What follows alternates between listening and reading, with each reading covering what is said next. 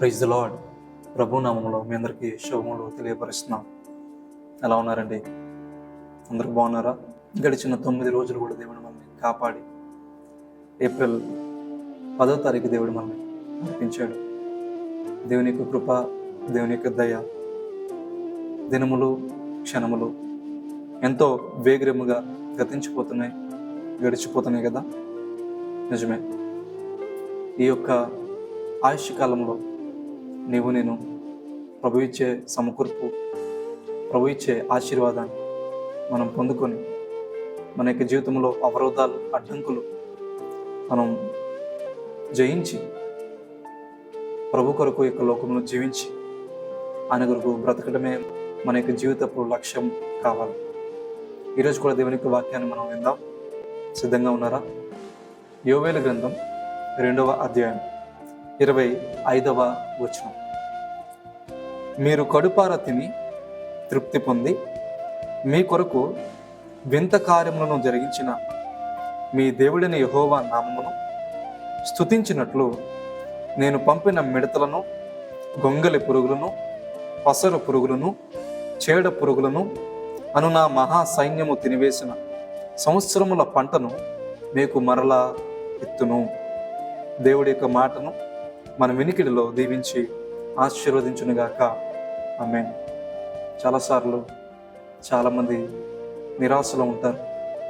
వారు పోగొట్టుకున్న దానిని బట్టి, కోల్పోయిన వాటిని బట్టి చింతిస్తూ, దుఃఖిస్తూ, రోదన పడుతూ కుమిలిపోతూ ఉంటారు. వారి దుఃఖాన్ని ఎవరికి చెప్పుకోలేని పరిస్థితుల్లో వారు జీవిస్తూ సమయాన్ని గడుపుతూ ఉంటారు. ఆ దుఃఖాన్ని దిగమింగుకొని అనుదినము దుఃఖాన్ని భరిస్తూ వేదన పడుతూ ఉంటారు.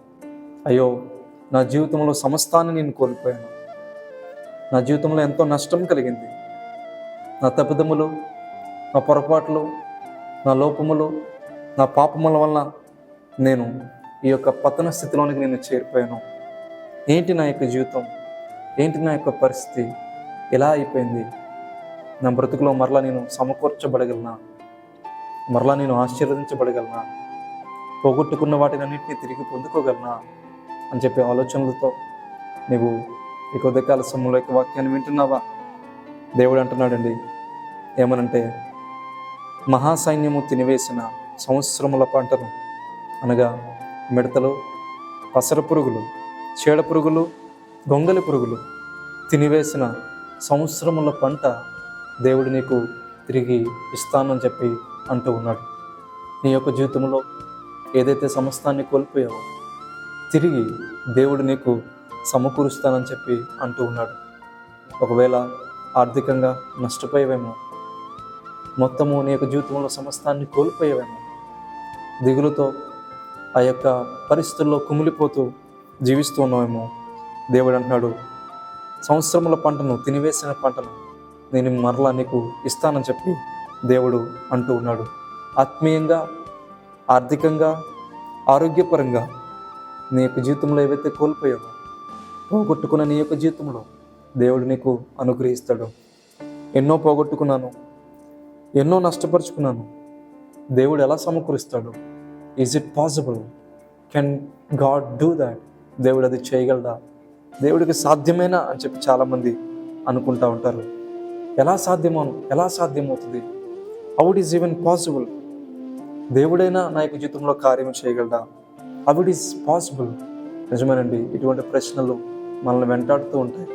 మనుషులకు సమస్తము అసాధ్యమే, కానీ దేవునికి సమస్తము కూడా సాధ్యమే. నీ యొక్క జీవితంలో కోల్పోయిన వాటన్నిటిని దేవుడు తిరిగి నీకు అనుగ్రహిస్తానంటున్నాడు. ఏవేవైతే కోల్పోయావో, ఎక్కడైతే నష్టపోయావో, ఎక్కడైతే దుఃఖపడ్డావో, నీ యొక్క జీవితంలో మరలా తిరిగి ఆ సంవత్సరంలో పంటను నీకు ఇస్తానని చెప్పి దేవుడు మాట్లాడుతున్నాడు. సో ఏ విధంగా దేవుడు నీకు జీవితంలో సమకూరుస్తాడంటే, అక్కడ మొట్టమొదటిగా అంటున్నాడు యోవేలు గ్రంథంలో 2వ అధ్యాయంలో 25వ వచనంలో, మీరు కడుపార తిని తృప్తి పొంది. మీరు కడుపార తిని తృప్తి పొంది. ఇంగ్లీష్లో ఈ విధంగా అన్నాడు, you will have plenty to consume and be satisfied. మొట్టమొదటిగా మనం చూస్తే మీకు చాలా సమృద్ధిగా ఉంటుంది ఆహారాన్ని తినడానికి అంటున్నాడు ఇంగ్లీష్లో. You will have plenty to consume. మీరు తినడానికి ఎంతో సమృద్ధి అయిన ఆహారము మీ ముంద నేను పెడతానని చెప్పి దేవుడు అంటున్నాడు. అన్నాడు యోధా రాజ్యం వారు ఆకలితో పంట అంతటిని కోల్పోయి సమృద్ధి లేక వారు జీవిస్తున్నారు. దేవుడు వారి జీవితాల్లో వాగ్దానం చేశాడు. అన్నాడు మీకు మరలా తిరిగి సమృద్ధిని ఇస్తానన్నాడు. ఈరోజు మనకి కూడా వాగ్దానం చేస్తాడు. సమృద్ధిని దేవుడు మరలా మనకు అనుగ్రహిస్తానని చెప్పి దేవుడు చెప్తూ ఉన్నాడు. కొట్లు ధాన్యముతో నిండును. యోవేల గ్రంథంలో 2వ అధ్యాయంలో 24వ వచనంలో క్రొత్త ద్రాక్షారసమును క్రొత్త తైలమును గానుగులకు పైగా పొర్లి పారునని చెప్పి దేవుడు మాట్లాడుతున్నాడు. నిజమే, నీ చేతులు అప్పు చేస్తున్న చేతులుగా ఉన్నాయేమో, అప్పిచ్చే చేతులుగా దేవుడు చేయగలడు. అదేవిధంగా నీ గిన్నె నిండి పొర్లుతుంది, నీవు అనేకులకు ఆశీర్వాదకరంగా మారుతావు అన్నాడు. అబ్రాహాం దేవుడు పిలిచి అదే అన్నాడు, అనేకులకు ఆశీర్వాదకరంగా నేను చేస్తానని చెప్పి దేవుడు అబ్రాహాంతో మాట్లాడి వాగ్దానం ఇచ్చి నెరవేర్చాడు. ఫిజికల్గా నీకు జీవితంలో సమృద్ధిని దేవుడు తప్పనిసరిగా ఇస్తాడు. కేవలం ఫిజికల్గా మాత్రమే కాదు, దేవుడు స్పిరిచువల్గా కూడా, ఆత్మీయంగా కూడా దేవుడు నిన్ను సమృద్ధితో నింపడానికి ఇష్టపడుతూ ఉన్నాడు.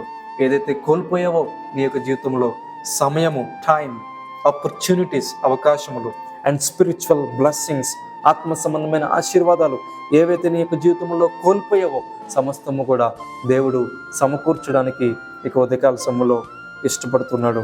కాబట్టి ఏవైతే వేస్టెడ్ ఇయర్స్ నీకు జీవితంలో ఉన్నాయో, ఎక్కడెక్కడైతే నీకు జీవితాన్ని వ్యర్థంపరుచుకున్నావో, నెలలుగా సంవత్సరములుగా నా జీవితం వ్యర్థమైపోయిందండి, వేస్ట్ అయిపోయిందండి, వృధా అయిపోయిందండి, 2 సంవత్సరాలుగా, సంవత్సరముగా, 5, 10, 25, 20, 30, 40 సంవత్సరము నా జీవితం వ్యర్థమైపోయింది అని చెప్పి బాధపడుతున్నావా?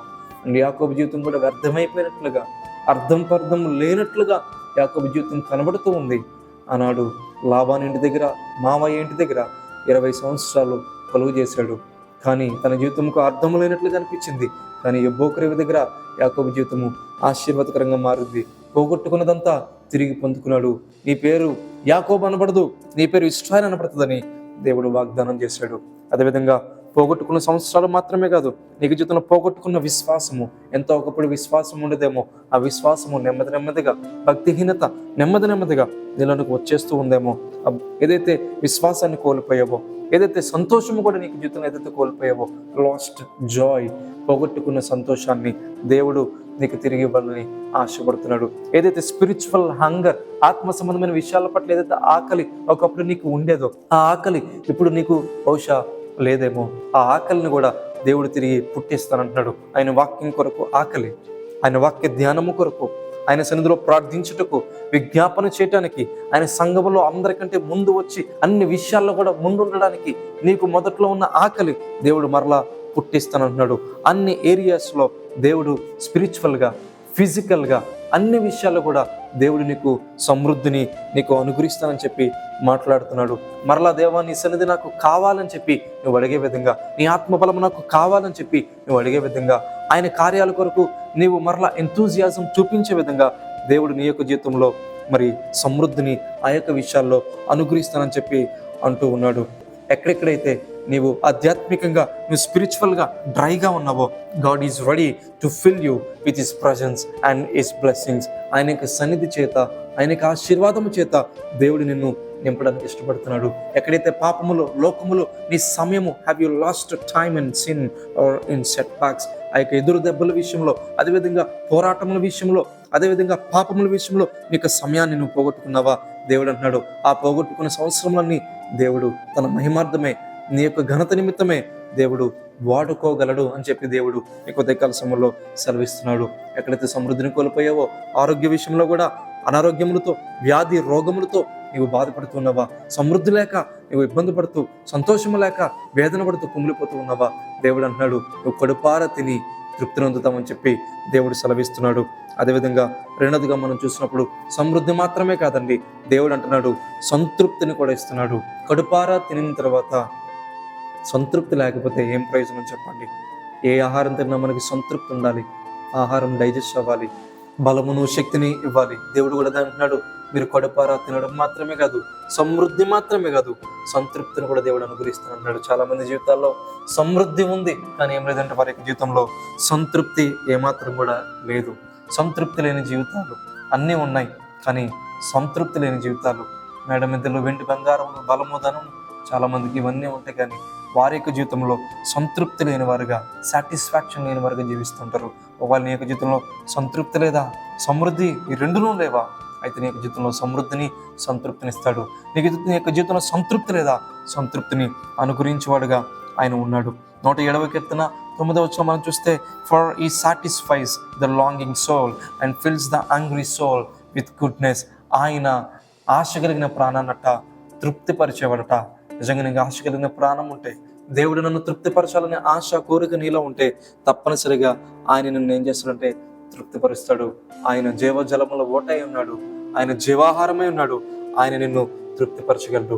Do you feel empty inside? నీ యొక్క జీవితంలో నువ్వు ఆ యొక్క ఖాళీగా నువ్వు జీవిస్తున్నావా? సంతృప్తి లేని జీవితం నువ్వు జీవిస్తున్నావా? God offers spiritual abundance through his presence. ఆయన యొక్క సన్నిధి ద్వారా, ఆయన నీకు సమీపంగా వచ్చడం ద్వారా మరలా దేవుడు నీకు సంతృప్తినిస్తాడు, మరలా నీకు సంతృప్తినిస్తాడు. అన్నాడు మోషే అంటున్నాడు, అయ్యా నువ్వు మాతో కూడా రాకపోతే ఎలాగా? మా జీవితంలో సంతృప్తి ఉండదు, మేము ముందుకు వెళ్ళలేం, మాకు సమాధానం ఉండదు, మాకు నెమ్మది ఉండదు అని చెప్పి అన్నాడు మోషే. వేడుకున్నాడు యెహోవా దేవుణ్ణి. నీవు కూడా ఈ యొక్క దినమున, దేవా నా యొక్క జీవితంలో సంతృప్తి నాకు కావాలయ్యా, సమాధానము కావాలయ్యా. మా కుటుంబంలో, మా కుటుంబం విరిగిపోయిన కుటుంబంగా ఉందయ్యా, నా యొక్క కుటుంబం ప్రభువైనా శాంతి సమాధానముల యొక్క కలహములతో నా కుటుంబం ఉందయ్యా, నా కుటుంబంలో ఆయన నెమ్మది నాకు కావాలయ్యా. I want peace in my home. నా యొక్క గృహంలో నాకు శాంతి సమాధానము కావాలయ్యా. మా కుటుంబం పైకి అందరూ బాగానే ఉన్నామని చెప్పి అనుకుంటున్నారు, కానీ వీఆర్ ఎంప్టీ ఇన్సైడ్. ఖాళీ జీవితాలుగా మా జీవితాలు ఉన్నాయని చెప్పి అంటున్నారేమో. దేవుడు అంటున్నాడు, ఆయన తన కృపను అనుగ్రహించి, తన సన్నిధిని అనుగ్రహించి, ఆత్మ సంబంధమైన, శారీరక సంబంధమైన సమృద్ధిని మీకు అనుగ్రహించడానికి ఇష్టపడుతున్నాడు. సంతృప్తి, సమృద్ధి రెండు దేవుడు ఇస్తానంటున్నాడు. అదేవిధంగా మునుపెన్నడూ జరగని వింత కార్యాలు దేవుడు జరిగిస్తానంటున్నాడు. నీకు జీవితంలో మనుషులు కాదు వింత కార్యములు చేసేది, డాక్టర్స్ కాదు వింత కార్యాలు చేయవాడు దేవుడు. అంత మాత్రమే కాదు, నీవు ప్రభుని స్తుతిస్తావు. యోవేలు గ్రంథం 2వ అధ్యాయంలో 25వ వచనం మనం చూసినప్పుడు, వింత కార్యములను జరిగించిన మీ దేవుడిని యెహోవా నామమును స్తుతించినట్లు, ఆ దేవుడి నామాన్ని మరలా నువ్వు స్తుతించే విధంగా సంవత్సరములు కొలది తినివేసిన పంటను దేవుడు మరలా నీకు ఇస్తానంటున్నాడు, సమృద్ధిని ఇస్తానంటున్నాడు, సంతృప్తిని ఇస్తానంటున్నాడు. వింత కార్యాలు జరిగించి తద్వారా ఆయన నామాన్ని నువ్వు స్తుతించే విధంగా, నీ యొక్క నోట నవ్వు ఉండేటట్లుగా సంతోష గానముతో దేవుడు నిన్ను నింపుతానని చెప్పి ఆయన నీతో మాట్లాడుతున్నాడు. కాబట్టి మిడతలు, గొంగలి పురుగులు, పసర పురుగులు, చేడ పురుగులు తినివేసిన సంవత్సరముల పంట తిరిగి దేవుడు నీకు ఇస్తానంటున్నాడు. నమ్ముతున్నావా? నమ్మితే దేవుని మహిమను చూస్తావు. నమ్ముట నీ వలనైతే నమ్మువానికి సమస్తము సాధ్యమని వాక్యము సెలవిస్తూ ఉంది. అదే యోవేలు గ్రంథంలో 2వ అధ్యాయంలో ఆ వాగ్దానం పొందుకోవాలంటే నువ్వు చేయాల్సిన పని 17వ వచనంలో మనం చూస్తున్నాం. యెహోవాకు పరిచర్య చేయు యాజకులు మంటపమునకును బలిపీఠమునకును మధ్య నిలవబడి కన్నీరు విడిచుచు, యెహోవా నీ జనుల ఎడల జాలి చేసుకొని అన్యజనులు వారి మీద ప్రభుత్వం చేయనట్లు వారిని అవమానమునకు అప్పగింపకము, లేని ఎడల అన్యజనులు వారి దేవుడు ఏమాయనని అందురు కదా అని వేడుకొనగలను. ఏం చేయాలి? ఈ వాగ్దానాన్ని పొందుకోవాలంటే, సమకూర్పు వాగ్దానాన్ని మనం పొందుకోవాలంటే అన్నాడు దేవుడు చెప్తున్నాడు, మనమందరం కూడా రాజులైన యాజక సమూహమే. యాజకులైన వారు అనగా మనము మంటపమునకు బలిపీఠమునకు మధ్య నిలవబడి కన్నీరు విడిచు, ఆయన పాదాల దగ్గరికి వచ్చి కన్నీరు విడుస్తూ, అయ్యా మమ్మల్ని అవమానానికి అప్పగించొద్దు, ఒకవేళ అప్పగిస్తే అన్యజనులు వారి దేవుడు ఏమాయనని అంటారు కదా అని చెప్పి వేడుకోవాలట. కన్నీటితో విత్తు, ప్రార్థనా విత్తనములు విత్తు, సంతోషగానంతో నువ్వు పంటకు వస్తావు. అటువంటి కృప దేవుడు నీకు జీవితంలో సమృద్ధిగా అనుగ్రహించునుగాక. నేను మీకోసం చిన్న ప్రార్థన చేస్తాను, మీరు కూడా ప్రార్థనలో ఏకీభించండి. పరిశుద్ధుడా, ప్రియ తండ్రి, మీకు వందనాలయ్యా. ప్రతిరోజు బ్లెస్సింగ్ బ్రెడ్ చేయడానికి ఇస్తున్న కృపను బట్టి మీకు స్తోత్రాలు. ఎన్నో అవరోధాలు, ఎన్నో ఆటంకాలు ఉన్నప్పటికీ ఈ పనిని జరిగించడానికి ఇస్తున్న కృపను బట్టి మీకు స్తోత్రాలయ్యా. దేవా, రోజు వాక్యాన్ని ఎవరైతే వింటూ వస్తున్నారో సంవత్సరములు కొలదిగా తినివేసిన పంటను మీరు వారికి తిరిగి మరలా అనుగ్రహించండి. సమృద్ధి లేక, సంతృప్తి లేక, ఆరోగ్యము లేక, ఆధ్యాత్మిక జీవితంలో ప్రభు సమృద్ధి, సంతృప్తి, వింత కార్యములు జరగక, సంతోషము, స్తుతి, ఆనందము, ఆనందగానము లేక ఎవరెవరైతే ప్రభు బాధపడుతున్నారు, కుమిలిపోతున్నారు, రక్షకుడు దుఃఖాన్ని దిగమింగుకుని ఎవరైతే బ్రతుకుతూ కాలాన్ని వెళ్ళబుస్తూ వస్తున్నారు. వారి జీవితాలు ఒక్కసారి మీరు చూడండి, వింత కార్యాలు జరిగించండి.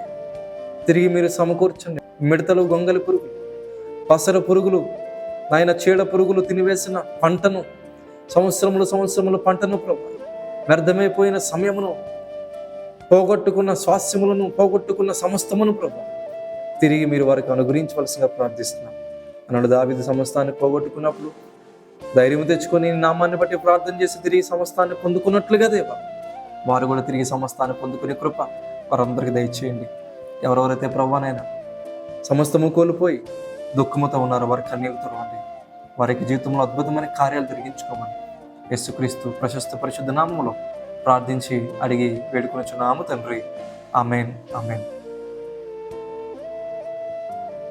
ప్రభు చిత్తమైతే మరలా రేపు మనం మరలా కలుద్దాం. ఛానల్ సబ్స్క్రైబ్ చేసుకోకపోతే సబ్స్క్రైబ్ చేసుకోండి. ప్రభు కృప మీకు తోడుగా ఉండును గాక. Thank you. Praise lord.